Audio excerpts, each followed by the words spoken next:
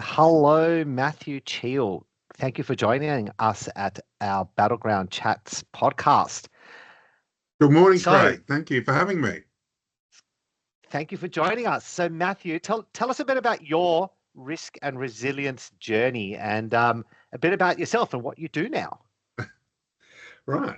Well, where do I start? My journey's an interesting one. Well, it's interesting for me, I suppose. It started off many years ago when I spent a little bit of time working for the McDonald's Corporation, about 18 years. And I had what you might call a bit of a tree change, sea change type moment, and Yep, I took a role in risk in a reasonable sized community service organisation. that's a Um, big change. it's a very big change, and a very interesting one for me. It was full of challenge and full of lots of learning. Working in aged care, in employment services, in disability services, and all human service type Yep. arrangements, and learning risk at the same time as learning those industries. So I went through probably about 10 years or so with that organization in many different roles. Some of them were operational management, some of them were strategic, some of them were risk related, and so forth. Yep. So bounced around quite a fair bit. And after that, I moved to Australian Unity, where I currently am now, Yep. um, and have spent the last 7 years or so there, most recently as the head of risk and compliance for our human services businesses, so our residential aged care and our home health businesses, and working through a lot of the same issues, but on a much larger scale. I'm sure. I'm sure. And so we met when we started doing some work at Australian Unity. You came in, and I think so. Have we been doing work for 7 years together? That's a scary long time. Yes.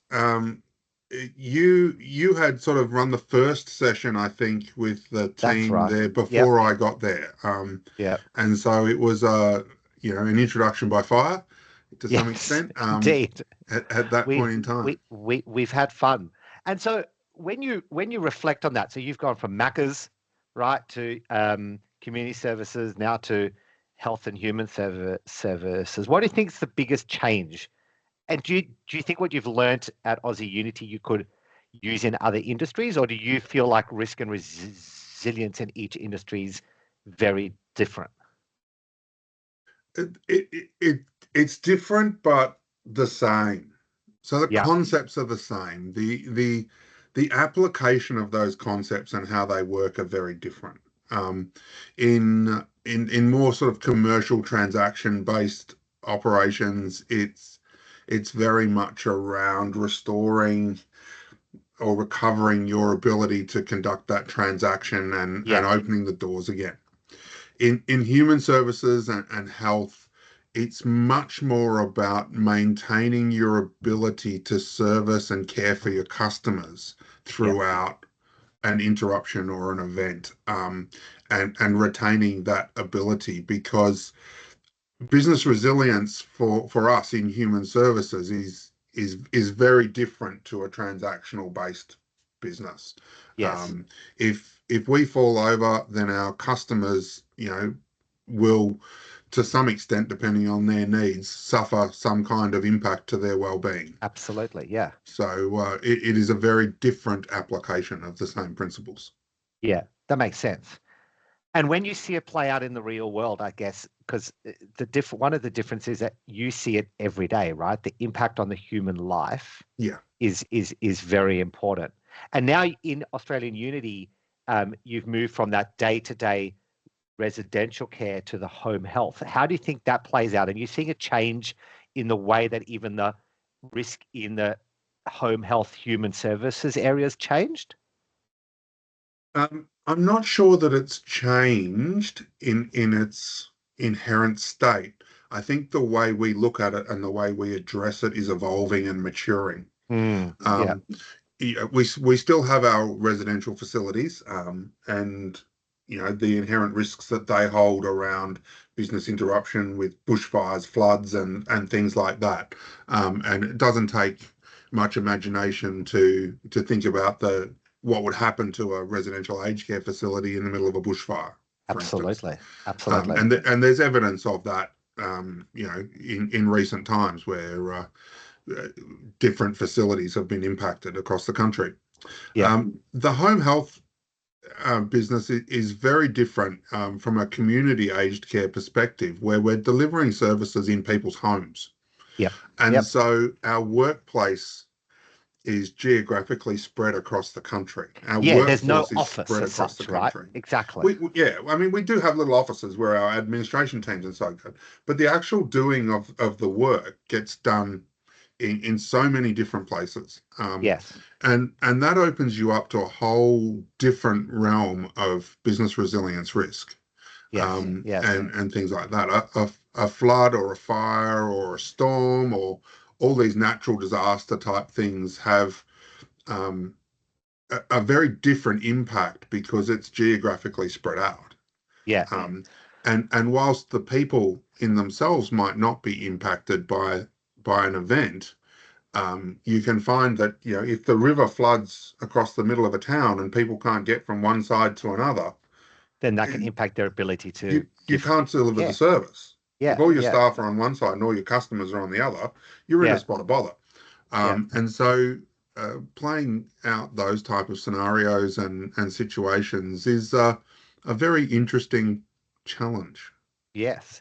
And we're having lots of fun doing it, aren't we? We are indeed. And so one of the things I've always held is about event neutral planning, right? A long time ago, I realized that thick plans are not helpful. And that trying to plan for every different scenario is not going to work. No. Event neutral planning, how have you seen that play out? Because there are certain things that we do with you guys that we do across all industries, but then there are some nuances, right? Where you've done some really unique, interesting things around how to deliver care over time when things go wrong. Yeah, that's exactly right. It is. Event neutral planning has served us very well as an organization. And, just in recent times, there've been some unprecedented business interruptions. And we're all aware of COVID. Right. Of course. And for a lot of us out in the world, it was inconvenient and so forth. And we were stuck at home and couldn't go to work properly and things like that. But in the human services home-based business, that was an enormous interruption to the way that we conduct our operations. We still had to put staff members into customers' homes in the middle of a pandemic where everyone is locked up at home. Yes. Those people, our customers, still required care. And so event neutral planning helped us in that regard because a COVID pandemic was never in the playbook. No. No. A flu outbreak and things like that were in the back of our minds, but something at that scale, not the size and scale, exactly. Was, as we all know, unprecedented. But taking the approach of looking at our key processes, how they were impacted, how we could resume or restore or work around those key processes and get them there was an incredible challenge for us. But I think the preparation work that we had done with Battleground around all of that event neutral planning and getting our BCPs in place and having all those things ready put us in a remarkably good position to manage that. At some point during the pandemic, we set up our own supply and distribution business. Amazing. We were running warehouses in across the country full of PPE and things like that to get them to our workers because we couldn't rely on the industries that are set up to do that. It wasn't working for us. So our ability to sort of pivot and do things like that we're not a logistics business. We don't do that. But but we you had were to, able right? to Time of need, and the way that you built the resilience within the business meant that you could pivot like that pretty easily. I mean, it was work, obviously, but less than it could have been. Yeah, and we were well prepared to take that work on Yeah, because we had other areas under control because of our event exactly. neutral planning and Exactly. our BCPs and all that in place. We could put time and effort into fixing some of those other issues. Yeah. And so, there's that. We've experienced floods and fires and storms and so forth, and all Yeah. kinds of those natural Natural interruptions disasters. from time to time. And uh, being prepared in general for a lot of interruption type things and knowing what happens and knowing where your critical processes are allows you to manage those situations even though you haven't planned specifically for that. Yeah, exactly. And so it has all sort of served us very well. Great. So let me ask you one last thing, right? One of my favorite questions for the podcast is, where do you think we're going in the risk and resilience space? If you cast your mind for forward, where do you predict in, let's say, 5 to 10 years, this space will be? Not an easy question. No, it's not, but it is something that I have put my mind to over time. And I Excellent. think there's a long and a short answer to that. And I'll Okay. try and give you the medium one. Um, Good idea. I I think there is going to be a lot more focus Yep. on business resilience Yep. and ensuring that businesses are prepared to manage things that come along their Yep. way. And I say that because I think that regulators such as APRA and others, the Yep. Aged Care Quality and Safety Commission, are putting a lot more pressure on senior leaders and boards to ensure that their businesses withstand, foreseeable and sometimes unforeseeable business Absolutely. interruption scenarios. I think, especially in our world of human services, the obligation to continue to be able to provide care to people is Yep. paramount. Yep. And uh, the Aged Care Quality and Safety Commission is going to expect providers such as us to have learnt our lessons in COVID Yep. Yep. and to have put those lessons into place so that when something else comes along, whether it be Yep. COVID scale or less or more or what have you, Yep. we're all well prepared. Yep. And so I can see a lot more focus from senior executives and boards asking for assurance and Yes. not just asking, but demanding evidence of Demanding it. Yeah. assurance Yep. that the business is well prepared Yep. and that we have plans in place. For us, that's very different to just having a BCP about how you're going to restore your technology and things like that. Yep. For us, that's That's the about baseline. how do we self-supply Yeah. workforce, consumable goods, medical supplies. How do we ensure we've got transport for our staff to get to where they need to go across the country?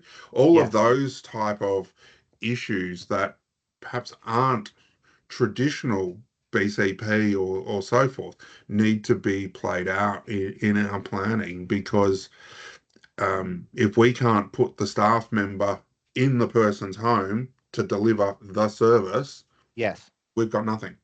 Yep. Yep. And I don't think you're alone in that thinking. I think a lot of regulated entities and regulators are moving that way into operational resilience, I guess is what a lot of them around the world are calling it, and Yeah, pushing more for accountability at that executive level for that. So that's really interesting. That you're seeing that play out in the aged care yeah. industry as well.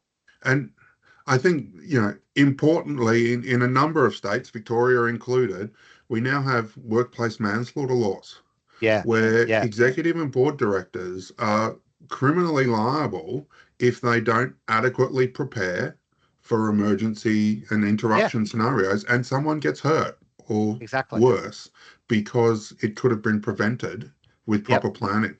Yep. And so there is very much a, a focus on that just from a personal liability perspective of senior executives, as well Yep. as it being morally the right thing for a business to do.